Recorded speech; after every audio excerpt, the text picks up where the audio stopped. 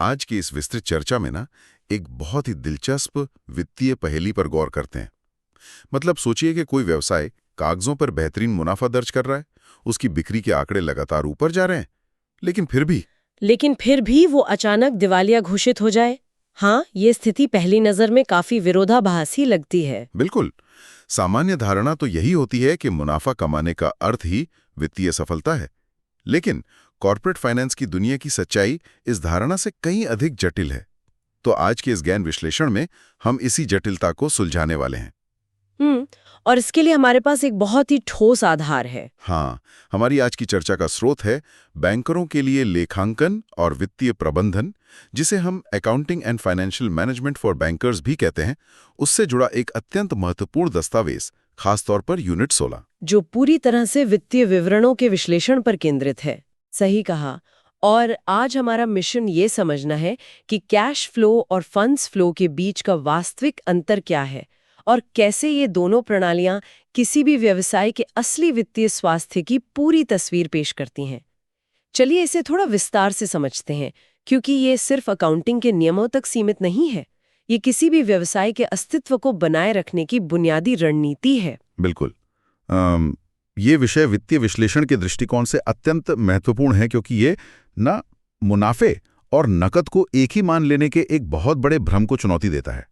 देखिए, व्यवसाय का प्राथमिक उद्देश्य मुनाफा कमाना अवश्य है, लेकिन तरलता या लिक्विडिटी के बिना कोई भी उद्यम अपना दैनिक संचालन जारी नहीं रख सकता। मतलब मुनाफा एक लेखांकन की अवधारणा है जो उपार्जन यानी अक्रूवल आधार पर मापी जाती है, जबकि नकद एक वास्तविक भौतिक संसाधन है, और इन दोनों के बीच का ये अंतर ही कई बार सफल दिखने वाली कंपनियों के पतन का कारण बन जाता है। ये मुनाफे का भ्रम ही वो बिंदु है जो पूरे कॉर्पोरेट परिदृश्य को समझने का नजरिया बदल देता है।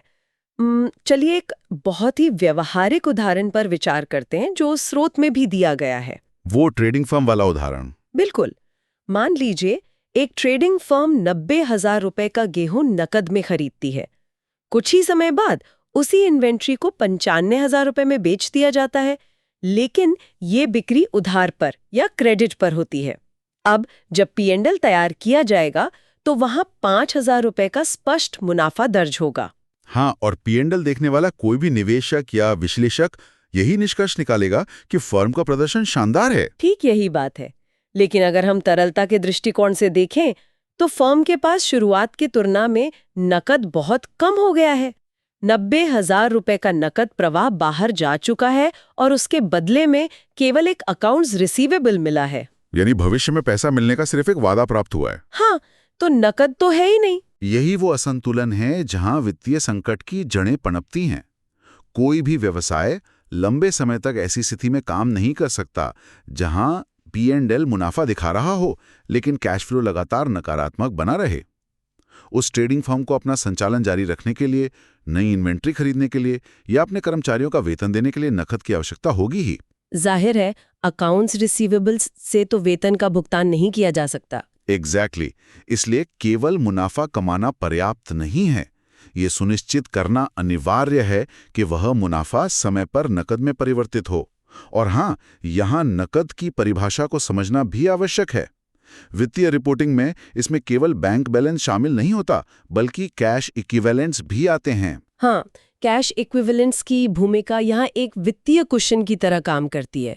इनमें वे अल्पकालिक और उच्च तरलता वाले निवेश शामिल होते हैं, जिन्हें बिना किसी महत्वपूर्ण मूल्य जोखिम के लगभग तुरंत नकद में बदला जा सकता है, जैसे कि ट्रेजरी बिल्स या बहुत ही कम अवधि के कमर्शियल पेपर। बिल्कुल। तो जब कैश फ्लो स्टेटमेंट का विश्लेषण किया जाता है तो वास्तव में यही देखा जा रहा होता है कि एक निश्चित अवधि के दौरान इस नकद और कैश इक्विवेलेंस के पोल में कितना उतार चढ़ाव आया है। और ये उतार चढ़ाव कोई यादृच्छिक या रैंडम प्रक्रिया नहीं है। कैश फ्लो स्टेटमेंट इस पूरे नकद प्रवाह को 3 स्पष्ट और तार्किक श्रेणियों में विभाजित करता है, ताकि विश्लेषकों को ये पता चल सके कि नकद का स्रोत क्या है और उसका उपयोग कहाँ हो रहा है। यहाँ बात सच में बहुत दिलचस्प हो जाती है, क्योंकि इसी वर्गीकरण से कंपनी की रणनीति का असली खुलासा होता है। इसका पहला और सबसे महत्वपूर्ण स्तंभ है ऑपरेटिंग एक्टिविटीज। ये किसी भी व्यवसाय का मुख्य इंजन है। बिल्कुल। जब हम ऑपरेटिंग कैश फ्लो की बात करते हैं तो ये देखा जाता है कि कंपनी की मुख्य व्यावसायिक गतिविधियां वास्तव में कितना नकद उत्पन्न कर रही हैं। इसमें कच्चे माल की खरीद, माल की बिक्री और वर्किंग कैपिटल में होने वाले सभी दैनिक बदलाव शामिल होते हैं। मतलब अगर इन्वेंट्री बढ़ती है तो इसका सीधा अर्थ है कि नकद बाहर गया है, जबकि पेएबल्स यानी लेनदारों में वृद्धि का मतलब है कि कंपनी ने अल्पकाल के लिए नकद को व्यवसाय में रोक लिया है। सही कहा। और ऑपरेटिंग कैश फ्लो का सकारात्मक होना व्यवसाय के स्वस्थ होने का पहला और सबसे बड़ा संकेत है। यदि कोई कंपनी अपने मुख्य संचालन से नकद उत्पन्न नहीं कर पा रही है तो उसे बाहरी स्रोतों पर निर्भर रहना पड़ेगा, जो कि लंबे समय के लिए अच्छा नहीं है। अब आते हैं दूसरे स्तंभ पर, जो है इन्वेस्टिंग एक्टिविटीज। हाँ, ये मुख्य रूप से पूंजीगत व्यय या कैपेक्स से संबंधित है, यानी दीर्घकालिक संपत्तियों की खरीद या बिक्री। स्रोत में एक बहुत अच्छा उदाहरण दिया गया है। यदि कोई फर्म अपने सुचारू संचालन के लिए 15,000 रुपए की कोई नई वजन तौलने वाली मशीन या विंग मशीन खरीदती है तो ये तत्काल एक नकद निकासी है। और यही वो जगह है जहां P&L और कैश फ्लो का रास्ता अलग हो जाता है।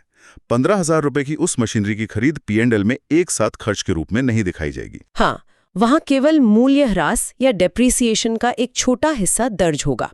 लेकिन कैश फ्लो स्टेटमेंट में इन्वेस्टिंग एक्टिविटीज के तहत पूरे 15,000 रुपए का आउटफ्लो तुरंत दिखाई देगा, जो ये दिखाता है कि कंपनी अपने भविष्य के विकास के लिए संसाधनों को कैसे आवंटित कर रही है। ये केवल खर्च नहीं है, बल्कि भविष्य के राजस्व को सुरक्षित करने के लिए किया गया निवेश है।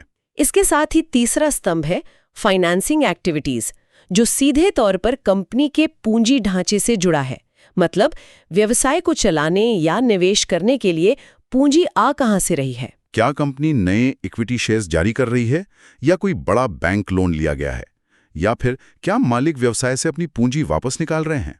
जैसे अगर कोई प्रोप्राइटर 10,000 रुपए की पूंजी निकालता है तो यह स्पष्ट रूप से एक फाइनेंसिंग आउटफ्लो है। बिल्कुल। इसी तरह पुराने कर्जों का मूलधन चुकाना या निवेशकों को डिविडेंड देना भी इसी श्रेणी में आता है।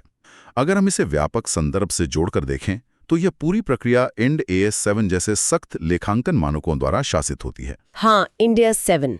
इन मानकों के तहत ऑपरेटिंग कैश फ्लो निकालने के 2 तरीके परिभाषित किए गए हैं, डायरेक्ट और इनडायरेक्ट मेथड। व्यावहारिक कॉर्पोरेट जगत में तो इनडायरेक्ट मेथड का उपयोग ही सबसे अधिक देखने को मिलता है।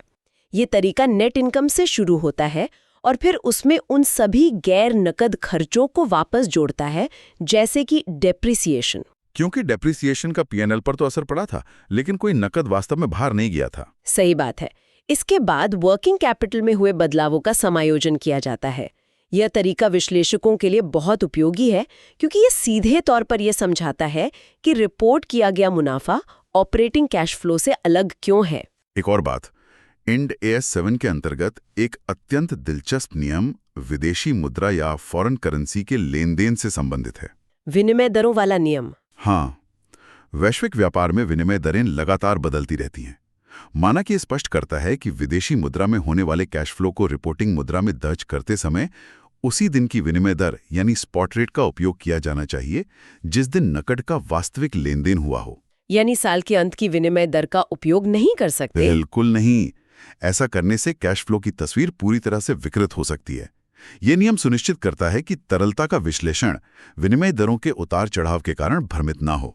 तो जब कैश फ्लो स्टेटमेंट इतनी गहराई से हर एक गतिविधि को ट्रैक कर रहा है, तरलता की सटीक स्थिति बता रहा है और विनिमय दरों तक के प्रभाव को स्पष्ट कर रहा है, तो एक स्वाभाविक विचार मन में आता है। वो क्या? जब तरलता का ऐसा अचूक मीटर हमारे पास है तो फंड्स फ्लो स्टेटमेंट की क्या जरूरत है? इन दोनों के बीच का वैचारिक अंतर आखिर है क्या? इसे एक बहुत महत्वपूर्ण सवाल खड़ा होता है और यहीं से हम तरलता के विश्लेषण से आगे बढ़कर वित्तीय रणनीति के विश्लेषण में प्रवेश करते हैं।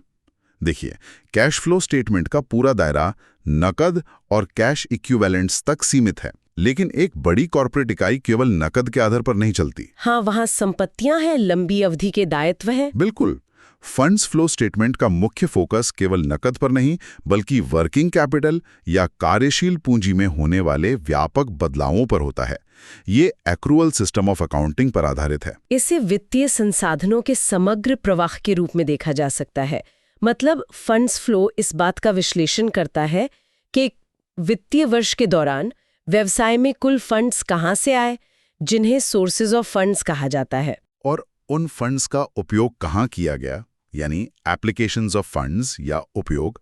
और यहाँ फंड्स का मतलब सिर्फ नकद नहीं है। जैसे अगर कोई कंपनी मशीनरी खरीदने के लिए सीधे शेयर जारी करती है तो इसमें नकद का कोई लेन देन तो हुआ ही नहीं। बिल्कुल, कैश फ्लो स्टेटमेंट में ये शायद छिप जाए या अलग तरीके से दिखे, लेकिन फंड्स फ्लो इसे एक स्पष्ट स्रोत और उपयोग के रूप में दर्शाएगा। फंड्स फ्लो की सबसे बड़ी ताकत इसका यही वर्गीकरण है। ये स्रोतों और उपयोगों को लंबी अवधि और छोटी अवधि में विभाजित करता है। अगर हम स्रोतों की बात करें तो लंबी अवधि के स्रोतों में इक्विटी पूंजी का बढ़ना, रिजर्व में वृद्धि या लंबी अवधि का कर्ज लेना शामिल है, जबकि लंबी अवधि के उपयोग में नई संपत्तियां खरीदना या कर्ज चुकाना शामिल है। दूसरी ओर छोटी अवधि के स्रोत और उपयोग मुख्य रूप से चालू संपत्ति और चालू देनदारियों के उतार चढ़ाव से जुड़े होते हैं। और इसी लंबी और छोटी अवधि के विभाजन के कारण बैंकर और विश्लेषक फंड्स फ्लो स्टेटमेंट को इतनी अहमियत देते हैं। ये एक बहुत ही गंभीर वित्तीय खतरे को उजागर करता है जिसे डाइवर्जन ऑफ फंड्स कहा जाता है। एक बहुत ही महत्वपूर्ण बिंदु है। इसे एक उदाहरण से समझते हैं। मान लीजिए एक कंपनी अपने सप्लायर से कच्चा माल उधार पे खरीदती है। ये छोटी अवधि का फंड है जिसे शायद 3 महीने में चुकाना है, लेकिन कंपनी इस इन्वेंट्री को बेचकर जो पैसा कमाती है उससे वो एक नया वेयरहाउस या कारखाना बनाना शुरू कर देती है। ये वित्तीय कुप्रबंधन का एक क्लासिक उदाहरण है। कंपनी ने छोटी अवधि के स्रोतों का उपयोग लंबी अवधि की संपत्ति बनाने में कर दिया है, जो कि बहुत खतरनाक है। बिल्कुल, क्योंकि कारखाना तुरंत नकद उत्पन्न नहीं करेगा, लेकिन 3 महीने बाद सप्लायर अपना पैसा मांगेगा। उस समय कंपनी के पास भुगतान करने के लिए तरलता नहीं होगी, भले ही बैलेंस शीट पर एक बड़ी संपत्ति दिखाई दे रही हो। और कैश फ्लो स्टेटमेंट शायद तत्काल इस रणनीतिक भूल को उजागर न कर पाए, लेकिन फंड्स फ्लो स्टेटमेंट का विश्लेषण करते ही ये डाइवर्जन तुरंत एक लाल झंडे के रूप में सामने आ जाएगा। तो इस सब का असल मतलब क्या है? मतलब ये है कि जब हम दोनों का तुलनात्मक अध्ययन करते हैं तो स्पष्ट होता है कि दोनों का उद्देश्य अलग है। कैश फ्लो वित्तीय विवरणों का एक अनिवार्य हिस्सा है जो तरलता जांचने के काम आता है। हाँ, ये सुनिश्चित करता है कि कल के दायित्वों को पूरा करने के लिए नकद है या नहीं। जबकि फंड्स फ्लो अनिवार्य नहीं है, लेकिन ये कंपनी की लंबे अवधि की वित्तीय रणनीति का आकलन करने के लिए बहुत जरूरी है। वित्तीय बयानों का विश्लेषण करते समय केवल बैलेंस शीट के चेहरों पर भरोसा करना भी जोखिम भरा हो सकता है। एकदम सही। और यहीं पर फंड्स फ्लो हमें उन छिपे हुए जालों से बचाता है जो सतही तौर पर दिखाई नहीं देते। स्रोत में इस पर विशेष ध्यान देने को कहा गया है। फिक्स्ड एसेट्स का जाल इसका एक बेहतरीन उदाहरण है। इसे थोड़ा विस्तार से बताइए। मान लीजिए 2021 और 2022 की बैलेंस शीट की तुलना की जा रही है। दोनों वर्षों में फिक्स्ड एसेट्स का कुल मूल्य 5 लाख रुपए ही दिखाई दे रहा है। तो पहली नजर में कोई भी यही निष्कर्ष निकालेगा कि संपत्तियों में कोई बदलाव नहीं हुआ है, न कोई संपत्ति खरीदी गई न बेची गई। बिल्कुल। लेकिन एक स्थिर आंकड़ा हमेशा भ्रामक हो सकता है। अगर हम उस साल के P&L पर नजर डालें और वहां 60,000 रुपए का डेप्रिसिएशन या मूल्यह्रास दर्ज हो तो पूरी कहानी बदल जाती है। हाँ, क्योंकि संपत्तियों के उपयोग के कारण उनका मूल्य 60,000 रुपए कम होना चाहिए था। सही, लेकिन बैलेंस शीट में मूल्य अभी भी 5 लाख रुपए है। इसका सीधा सा गणित यह है कि कंपनी ने उस 60,000 रुपए के मूल्यह्रास की भरपाई करने के लिए उसी वर्ष 60,000 रुपए की नई संपत्तियां खरीदी होंगी। और ये 60,000 रुपए फंड्स का एक बहुत बड़ा उपयोग है। ये वो व्यय है जो परिचालन क्षमता को बनाए रखने के लिए आवश्यक है। अगर कोई केवल बैलेंस शीट के आंकड़ों को देखेगा तो वो इस बड़े आउटफ्लो को पूरी तरह से नजरअंदाज कर देगा। फंड्स फ्लो स्टेटमेंट इस छिपे हुए लेन देन को डिकोड करता है। इसी तरह का एक और जटिल जाल नेटवर्थ के आंकड़ों में छिपा होता है। जब 2 वर्षों की बैलेंस शीट में रिजर्व की तुलना की जाती है तो वो केवल एक शुद्ध आंकड़ा होता है। हाँ, जैसे अगर रिजर्व में 2 लाख रुपए की वृद्धि दिख रही है तो इसका मतलब ये नहीं है कि कंपनी ने सिर्फ 2 लाख रुपए का मुनाफा कमाया है। हो सकता है कंपनी का वास्तविक मुनाफा 5 लाख रुपए हो, लेकिन उसने 3 लाख रुपए डिविडेंड के रूप में बाहर निकाल दिए हों। बिल्कुल।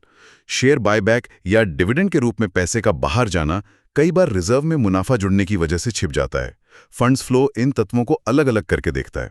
तो पूरी चर्चा का निचोड़ यह है कि एक व्यवसाय का आकलन सिर्फ P&L के मुनाफे से नहीं किया जा सकता। यह देखना जरूरी है कि नकद कहाँ से आ रहा है और संसाधनों का लंबी अवधि में कैसे उपयोग हो रहा है। सही बात है। ये जानकारी सिर्फ बैंकरों के लिए नहीं है, ये वित्तीय साक्षरता के लिए एक सुपर पावर है। इसे समझने के बाद बैलेंस शीट को देखने का नजरिया पूरी तरह बदल जाता है।